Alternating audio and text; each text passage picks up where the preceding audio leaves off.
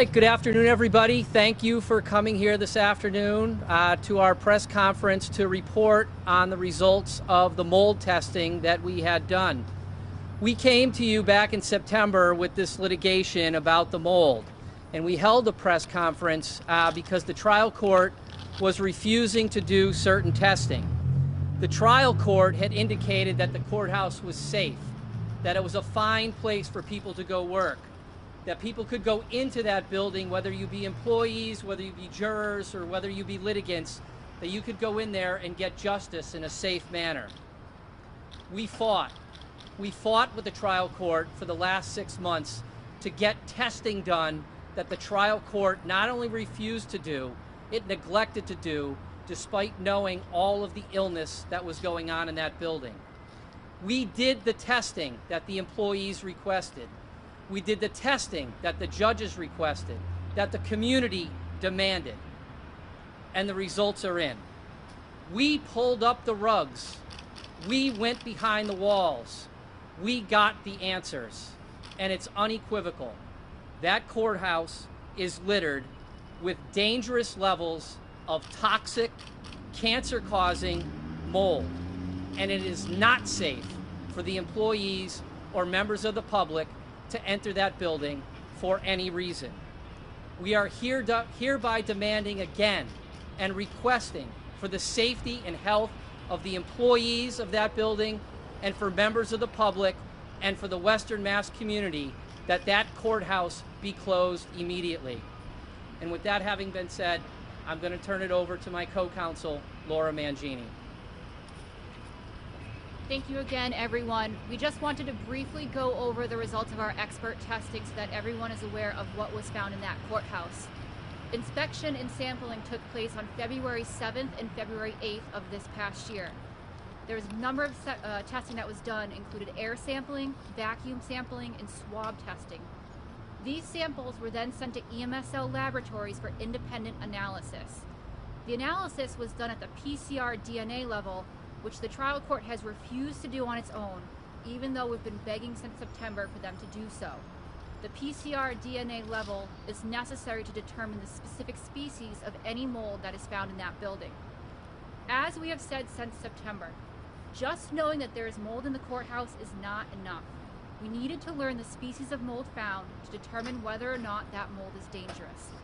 It would be like someone telling you not to worry if you were just bit by a snake because it was just a snake, without telling you if you were bit by a garden snake or a rattlesnake. Now, unsurprisingly, the analysis showed that the courthouse contained numerous mold spores, including known molds that are known pathogens, or molds that cause disease and health issues. These pathogenic molds can produce toxins, which have demonstrated to produce neurodegenerative and cancer-causing effects in animals and humans. Pathogenic spores were found in the air samples, the dust samples, the swab samples, and the samples taken from within the closed wall structure. In other words, the spores were in the breathable air, the carpets, the exposed surfaces, and within the hidden spaces of the courthouse. Now, it should be noted that the American Industrial Hygiene Association states that there are no safe levels of uncontained pathogenic molds. In this case, our expert found pathogenic spores in one of the air handling units that provides air to approximately 25% of the occupied courthouse. Spores were also found in a separate duct of the same air handler that had fiberglass.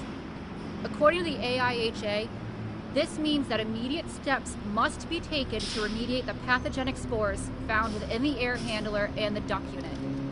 The EPA states that the HVAC system should not be run while it is contaminated.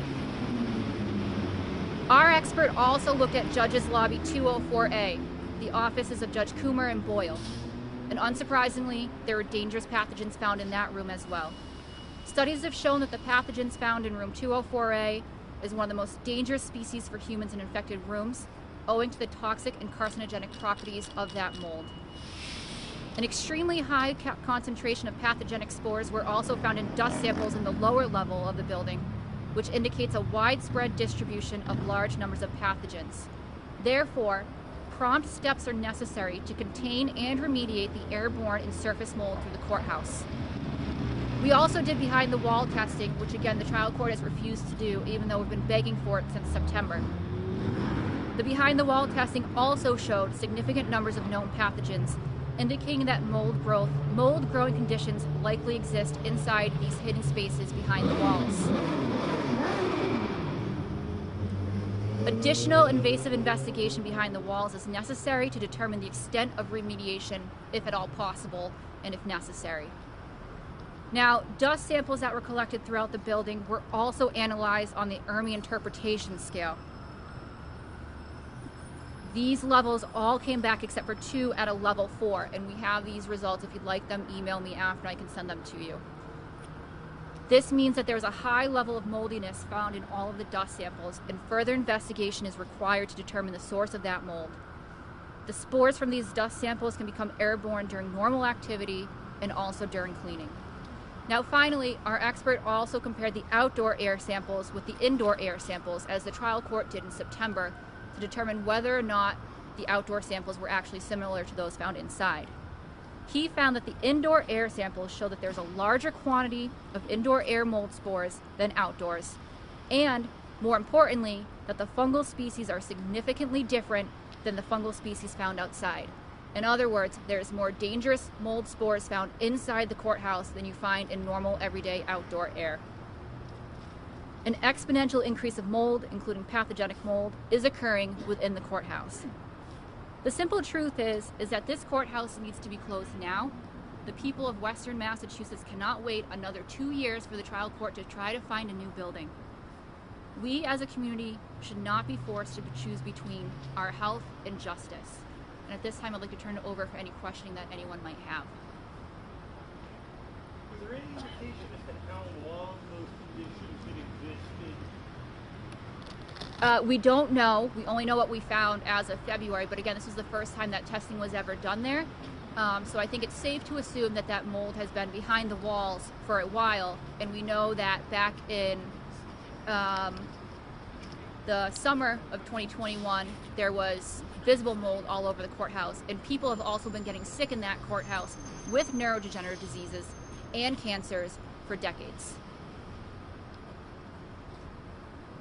The renovation plan includes new windows, a new roof, and a new HVAC system. That's clearly not enough to combat what is going on, what you found. And would you say that? We do not believe that is enough, and more concerning is that they want to wait at least 2 years before they even plan to start those renovations, meaning they want people to stay within that courthouse for 2 more years at least.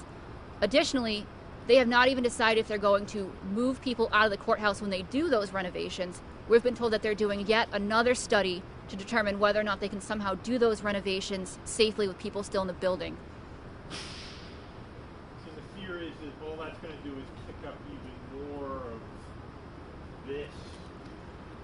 We are not sure and find it highly unlikely that you would be able to pull out the windows, clean the HVAC, pull up the carpets without exposing the people that work in that courthouse on a daily basis to more and more toxic mold. It's just simply absurd to think that you could do it with people kept in that courthouse.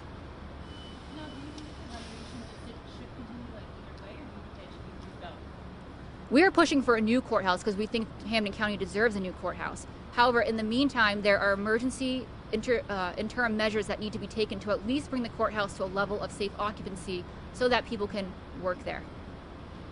And what would that include? Closing the HVAC system until it's cleaned, remediating all of the black mold that's found throughout the building, doing additional testing to find out where dangerous toxins are also contained and remediating those areas. Those are the ones that come immediate to mind. In the meantime, what are you telling your clients, the attorneys, people who work in that building every day, what you might know for? Unfortunately, at this time, the people that work in that building don't have, their only choice is to give up their paycheck or to go to work. So we're requesting that the trial court give people the option of either working remotely over Zoom or something else like what was done during COVID, or if they want to, they can go into the courthouse, but it's their choice and they don't have to worry about retaliation or about losing a paycheck. Any other questions?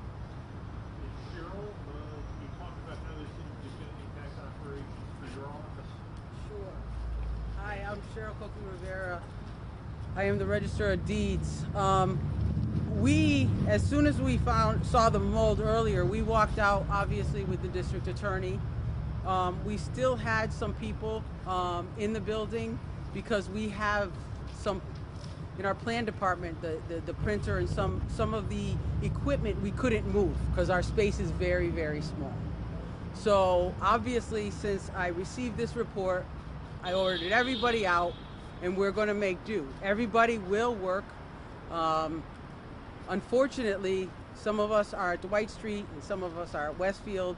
It's very close quarters, but we're not going back into that building. It is not safe, and people are dying. Like, that's what it's about, right? So I was just telling some of my friends here that, you know, if you worked in that building and you saw smoke, you would all leave. You wouldn't wait to find out where the smoke came from. You would just leave, right? Well, this is similar. This is like carbon monoxide. You can't see it, but it's there. And you roll the dice whether you live or not in 10, 20, 30 years. And I cannot, and the secretary obviously cannot, in good conscience, send anyone back into that building. I am in a different category because I'm not under the trial court. So I am under the secretary, and he's in full support. So you've had this conversation with Ralph and... I've had it with his first assistant. They've been in support. We've been in contact with DCAM to try to get more space at Dwight Street, to try to get space so we're not on top of each other. The little state house. Thank you. When did you guys stop going in? As soon as the mold came out. So most of us left. There were some people that go in to do plans and some other things. We have our books there, so we have to do land court. But after this came out, everybody's ordered out, and whatever we cannot get out of there now, then we'll see what happens. But I have a responsibility, you know. And the other thing, I did call on the unions. I've called on the unions to get their people out.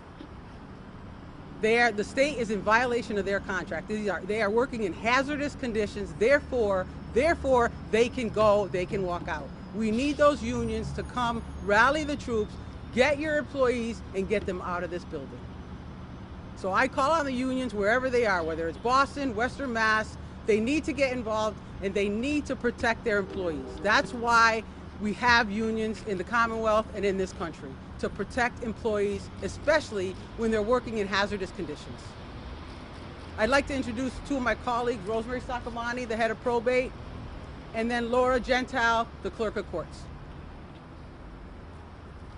Yeah, just to follow up a little bit on what Cheryl said, the trial court leadership needs to take some lessons from the secretary's leadership in ordering and allowing people to make a free choice as to whether to go into that building or to work somewhere else or to work remotely. That's what needs to happen here. And you're just getting the tip of the iceberg with this mold that's come out. We're also going to be doing testing for PCBs in the building, which is going to be coming up within the next month. We know for a fact that because of the time frame in which this building was built, that it is highly likely that the building materials contain PCBs. That includes the building materials that it was built with and the caulking in the windows. And we know, just from the pictures, from this case, from the complaints, from the repairs that have been done over decades of time, that these windows are no good, that there's leaks throughout the building, through the roofs, through the windows, which logically means that the caulking has deteriorated. If that caulking contains PCBs, as we expect, it is highly likely that at some point in time, if not still today, that PCBs were in the air within that building. And we're going to be testing for that as well. What's your advice to people who have just that quarter, like gotta fight a bargain or whatever? I wouldn't go in that building. I would seek a delay. I would seek an extension. I would try to go to another court. I would do anything that you can do other than put your health at risk. You're making a choice as to whether to go in there and get justice or whether to put your health at risk every time you walk through that door.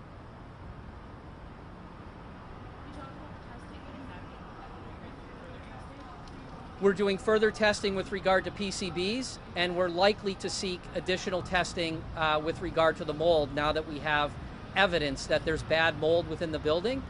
The recommendations are, as you heard from Attorney Mangini, are to follow up and to figure out why is there mold in the building and to get the sources.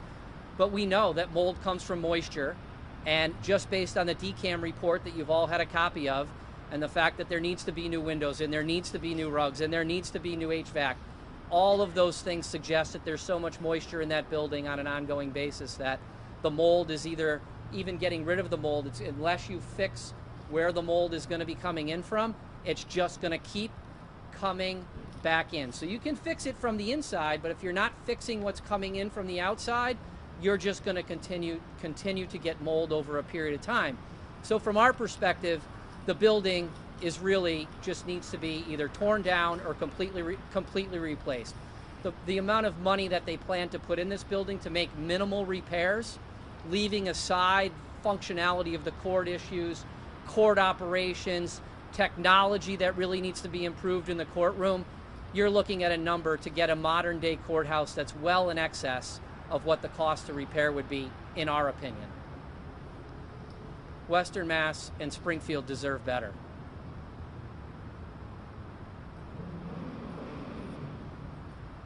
Any other questions? The species of mold found, we talked about neurodegenerative. Species of mold found, is it linked directly to Lou Gehrig's? It has not been linked directly. There are studies that show that environmental conditions, including potentially PCBs and other toxic molds, are likely linked to ALS and Lou Gehrig's disease. But the molds that are found do have neurodegenerative consequences, and of course ALS is a neurodegenerative disease. So